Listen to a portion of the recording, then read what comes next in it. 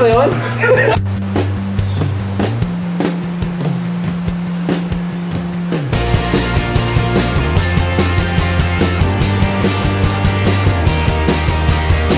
Kung may pagkakataon nagkakaroon mga isumita sa Panginoon at sila ay kanyang pinakasama, ito sa ilalim niya mga ito sa ilalim ng kapangyarihan ng mga Pilipino.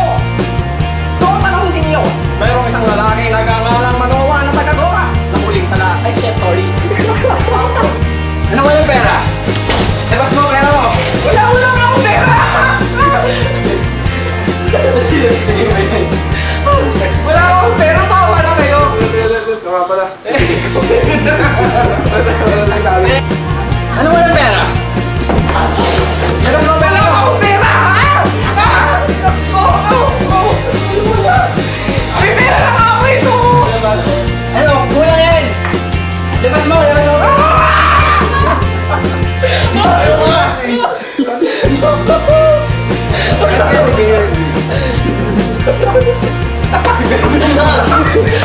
Wala ka rin!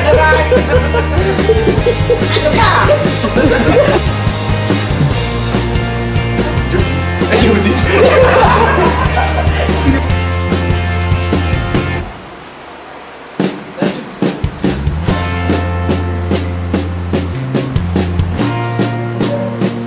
Panginoon, naway magpakita uli ang lalaking yun. Kung sa gayon malaman namin ang gagawin sa akin. Diba? Sa batang yun. Tama ba? Tama ba? Patingin niya ulit.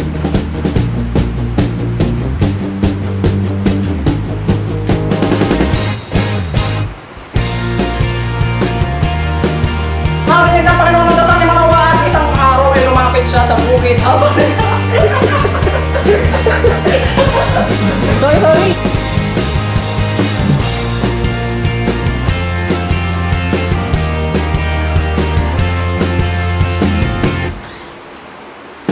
Narinig ang Panginoon na dasal ng mga wala isang araw ay habang nakaupo sa bukid. Sorry!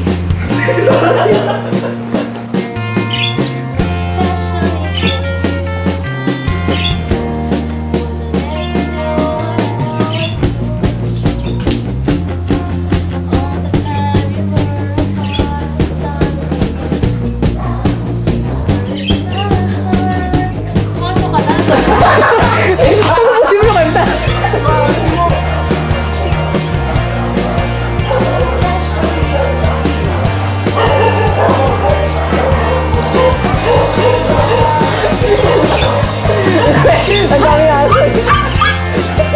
Ano ba ito mo?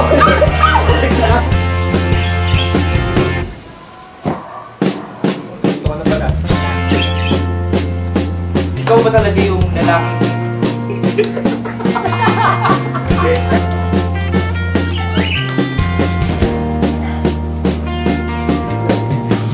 Ikaw ba ang lalaking nakausap na aking asawa nung Ako nga. Opo ba? kung sakaling magkakaroon natin sa aking asawa, anong gagawin natin sa aking anak? Sa loob ng siyang na buwan? Bakit nangyari yun? Kailangan mo yung sinabi mo. Kailangan na buwasan ang lahat ng dapat na buwasan. Kailangan siyang iwas sa pagkain ng hala at pagkain ng mga marunong pagkain. Yun lang. Kailangan lang yung sundin yun. At ang bata, kailangan hindi pa ang kanyang buhok. Kaya mali. Ulit-ulit.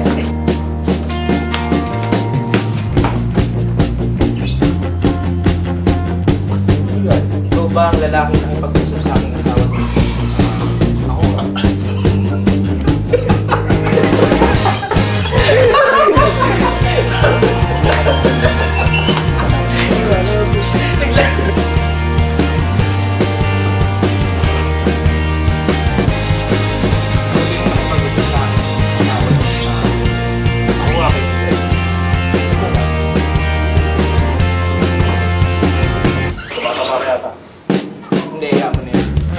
Sakaling magkatotoo sinabi mo sa akin asawa sa ano ang dapat namin gawin sa aming anak?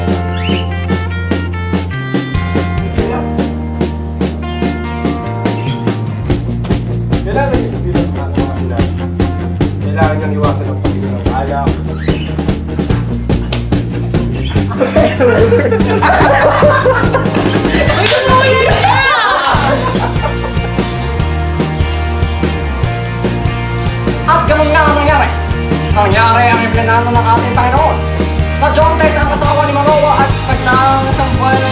Sabon mo yun, Nay.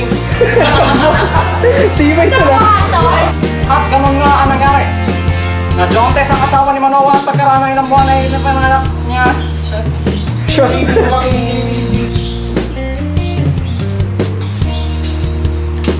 At ganun nga po ang nangyari. Nangyari ang lahat ayon sa plano ng ating Panginoon.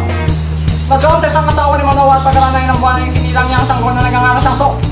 At siya'y biniyayaan ni Diyos. Sayang, no? Hindi, patuloy ba nila yun? Ay, oo, may ganun. Sige, ulit mo. At ganun nga po ang nangyari.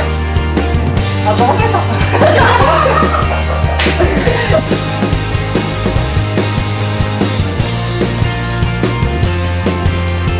At ganun nga po ang nangyari. Nangyari ang lahat ayon sa plano ng ating Panginoon. Pagkaraan ay ang buwan na Jontes ang asawa. Ba't pagkaraan ay ang buwan? Mali! Na Jontes muna, tapos dumaan ay ang buwan at sila... Okay po ba yung story namin? Yan, dyan po yung sa atin po sa